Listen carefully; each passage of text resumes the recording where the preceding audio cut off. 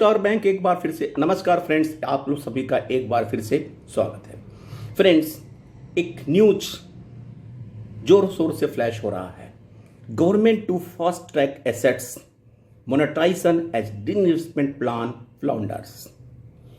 Government का ध्यान इस समय डिसइन्वेस्टमेंट से हट करके मोनेटाइजेशन पे है, यानी कि गवर्नमेंट जो पैसा इकट्ठा करना चाहती है वो डिसइन्वेस्टमेंट प्लान को छोड़ के, क्योंकि ट्रैक एसेट मोनेटाइजेशन से करना चाहती है, क्योंकि गवर्नमेंट को लग रहा है कि जो डिसइन्वेस्टमेंट का प्लान है वो इस समय डिफिकल्ट सिचुएशन में है, ऑकवर्ड सिचुएशन में है, या आप कह सकते हैं कि ये फ्लॉप हो रहा है।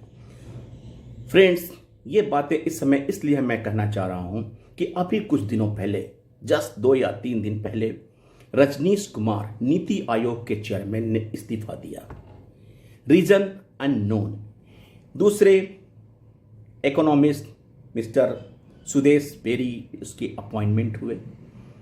कारण क्या था कि नीति आयोग के अध्यक्ष जो नीति बनाते बनाते, या नीति कह सकते हैं कुनीति बनाते बनाते चले गए।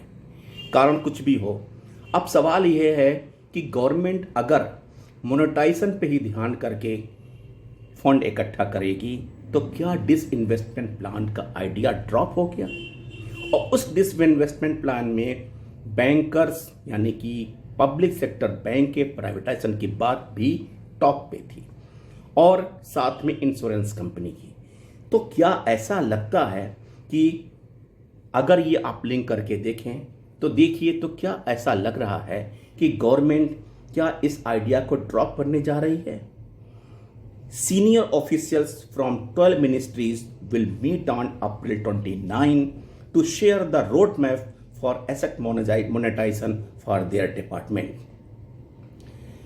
The government is looking to fast-track asset monetization, and a meeting of a core group of secretaries led by the cabinet secretary has been called on April 29th.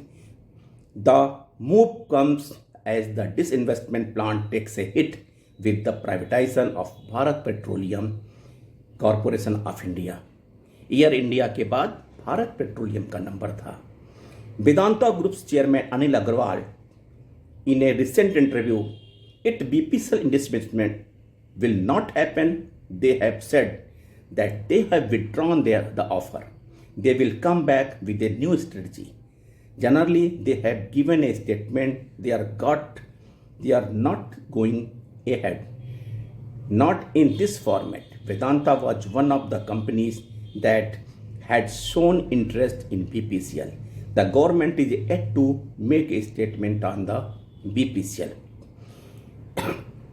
29 अप्रैल को जो सीनियर ऑफिसर्स 12 मिनिस्ट्रीज के हैं वो अपना road map प्रस्तुत करेंगे कि किस तरह से एसेट मोनेटाइजेशन के बारे में आगे बढ़ेंगे। रेलवे मिनिस्ट्री भी उसमें से एक है। तो अगर गवर्नमेंट का ये प्लान होता है कि हम मोनेटाइजेशन यानी कि जो एसेट मोनेटाइजेशन करके जो फंड इकट्ठा करने की प्रोसेस है वो हम अगर करना चाहते हैं तो डिसइन्वेस्टमेंट प्लान में कहीं ना कहीं रुकावट आएगी। और क्या गवर्नमेंट अपने बैंक प्राइवेटाइजेशन के आइडिया को छोड़ना चाहता है? इस बारे में अभी कुछ कहना मुश्किल है, लेकिन जैसे कि पहले वित्त मंत्री ने और डिप्टी फाइनेंस मिनिस्टर ने ये एश्योर किया था कि नहीं, हम डिसइन्वेस्टमेंट प्लान से पीछे नहीं हटेंगे और बैंक प्राइवेटाइजेशन करने की तरफ तेजी से कदम बढ़ा रहे हैं, और सितंबर तक एक बैंक का, एटलीस्ट IDBI बैंक का प्राइवेटाइजेशन हो जाएगा। बाकी 2 बैंकों के बारे में मिनिस्टर ने कहा था कि अभी ये तय नहीं हुआ है। कैबिनेट कमेटी की इसने इस बात को तय नहीं किया है कि किन 2 बैंकों को हम प्राइवेटाइज करेंगे। हालांकि लाइट में central bank of India bank और इंडियन ओवरसीज बैंक और बैंक ऑफ महाराष्ट्र का नाम आ रहा था, लेकिन ये तय नहीं हुआ है।